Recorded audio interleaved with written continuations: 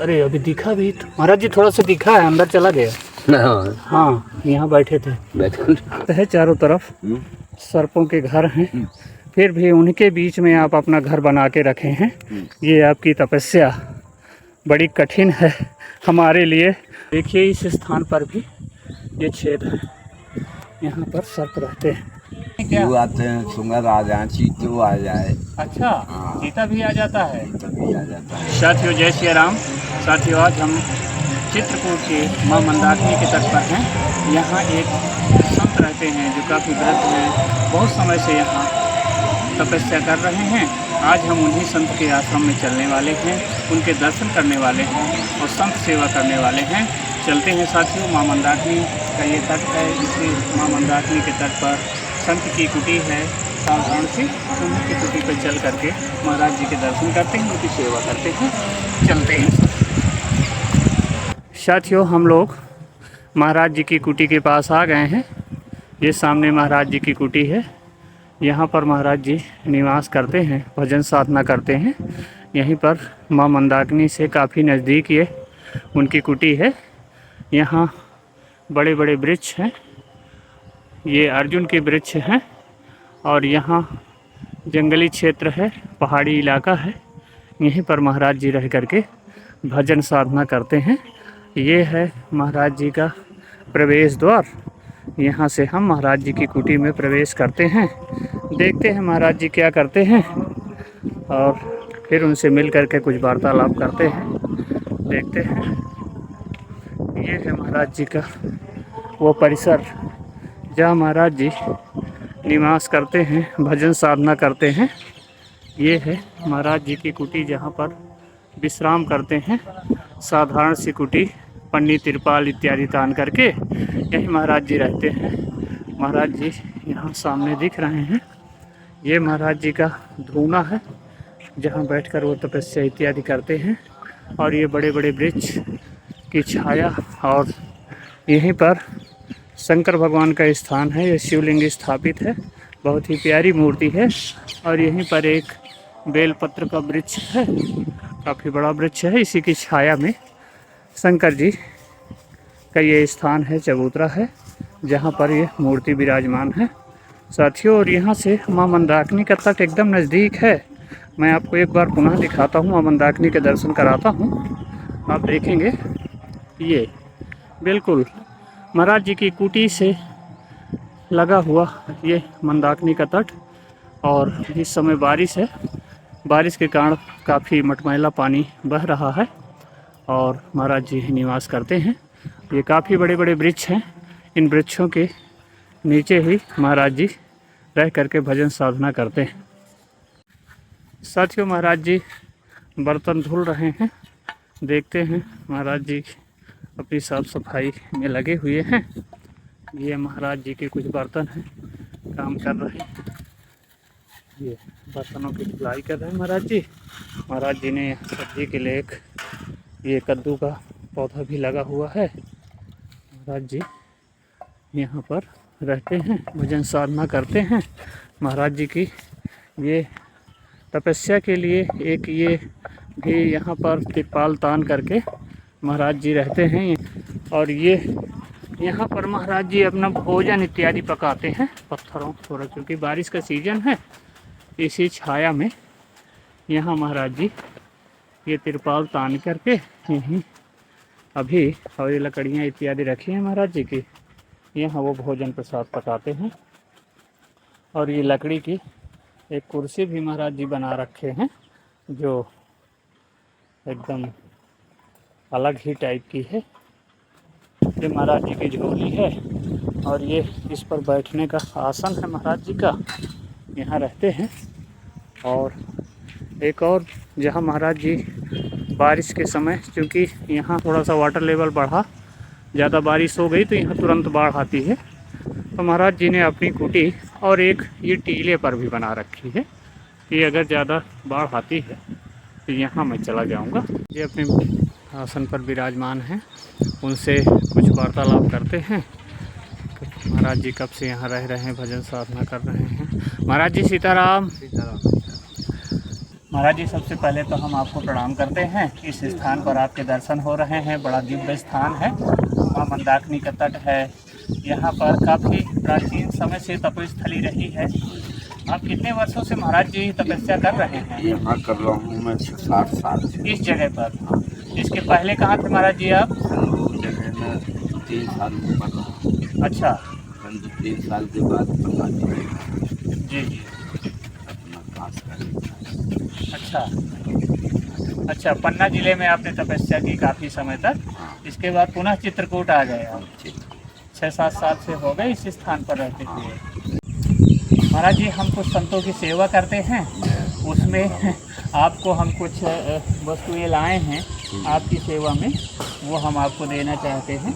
महाराज जी, आपकी सेवा में अगरबत्ती हैं पूजा के लिए, और ये आटा है, और ये सब्जी है महाराज जी। ये भी सब्जी, हरी सब्जी भी इसके साथ महाराज जी। और ये सब्जी के लिए मसाला हो गया महाराज जी, और आपके लिए राम रस है। इस प्रकार से महाराज जी आपकी सेवा में ये आप हमें आशीर्वाद दें। एक टाइम प्रसाद बनाते हैं कि दोनों टाइम बनाते हैं? एक टाइम सुबह में। अच्छा, तो 24 घंटे में एक बार? और ना सुबह बना तो शाम को। अच्छा, अगर सुबह नहीं बना पाए किन्हीं कारणों से तो शाम को बनेगा। अच्छा। और महाराज जी, कभी कोई अब ऐसा भी होता है क्या कि पूजा सामग्री ना रही हो, इस कारण से ना बनाया गया हो? नहीं, तो भोजन सामग्री कभी नहीं भोलेनाथ की दया। कभी ऐसा नहीं हुआ? जब झोपड़ी में बैठा हूँ, पेड़ की तरह बैठा हूँ, जी। तो कहीं से भोजन जरूर वे लाएंगे। कहीं न कहीं से व्यवस्था होगी ही होगी। जब उनके भरोसे में पड़ा।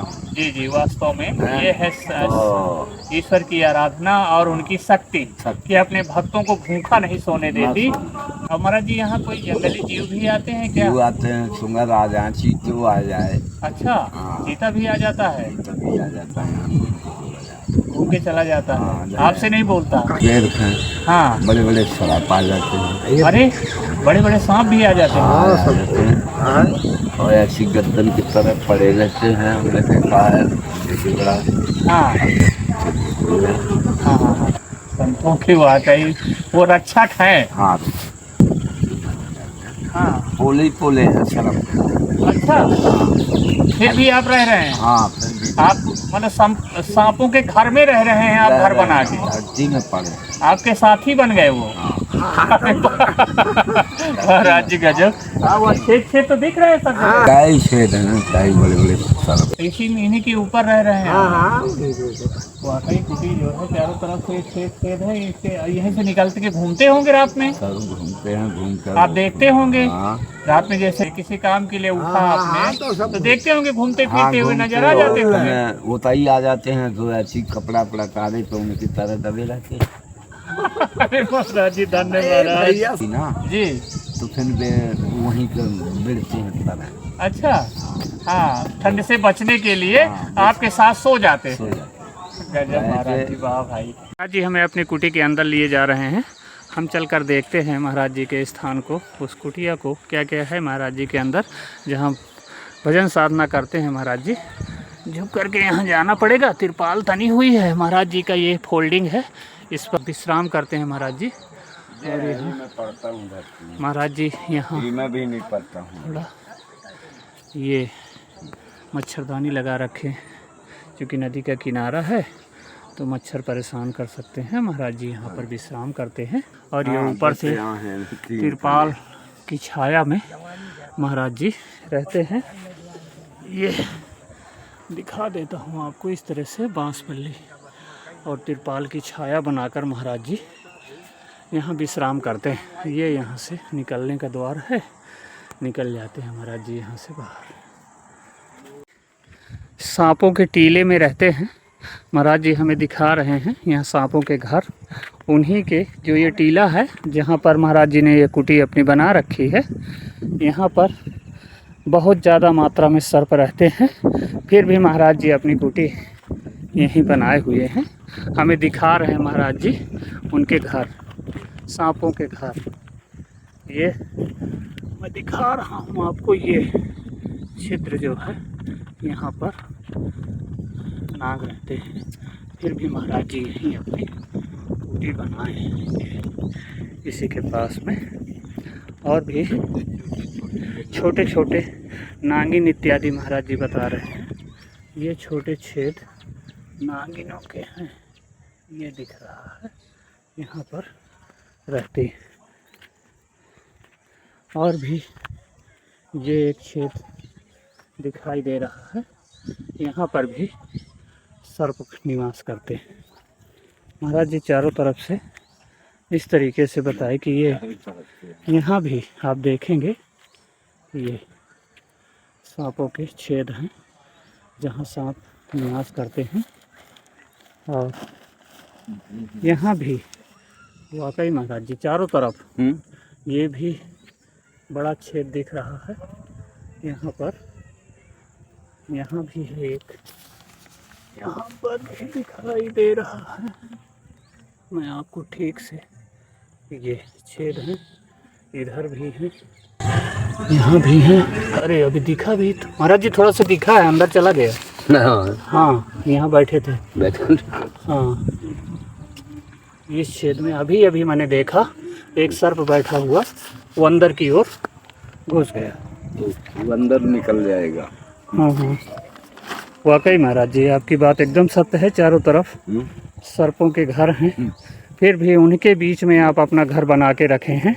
ये आपकी तपस्या बड़ी कठिन है हमारे लिए, सुनने में डर लगता है। और आप तो यही उन्हीं के साथ निवास करते हैं। वाकई आप बहुत महान हैं, बहुत निडर हैं। यहाँ भी साथियों देखिए इस स्थान पर भी ये छेद है, यहाँ पर सर्प रहते हैं। महाराज जी एक चीज़ हम और आपसे जानना चाहते हैं, बहुत जिज्ञासा है। महाराज जी क्या आप कोई दवाई जानते हैं कि ये आपको आपसे बोलते नहीं हैं? कोई दवा नहीं, तो भोलेनाथ के भजन है। बस बस भोलेनाथ की कृपा से उनकी जो ये जनता है वो उन्हीं के गण हैं, वो नहीं बोलते हैं। एक भगत हैं महाराज जी के, वो भी बैठे हुए हैं। वाकई महाराज जी वहाँ पर मैंने देखा वाकई सर्प था, और महाराज जी फिर भी निडर होकर के इसी कुटिया में, इनके चारों तरफ उनके छेद मैंने देखे हैं, आपको दिखाए भी कैमरे में। यहीं पर महाराज जी निवास करते हैं। सर्पों के मध्य में हम इन्हें कौन सा नाम दें, सर्प ऋषि कह दें या उनके सर्पों के साथी कह दें, जो भी कहें, बात हम यही जानते हैं कि ये सांपों के बीच में निवास करते हैं इस कुटी में, और भजन साधना करते हैं भोलेनाथ की। ये बात सत्य है। आज की यह हमारी यात्रा आपको कैसी लगी, और इस दिव्य संत के दर्शन आपको कैसे लगे? हमारी यह यात्रा अच्छी लगी हो तो चैनल को लाइक करें और सब्सक्राइब करें। जय श्री राम साथियों।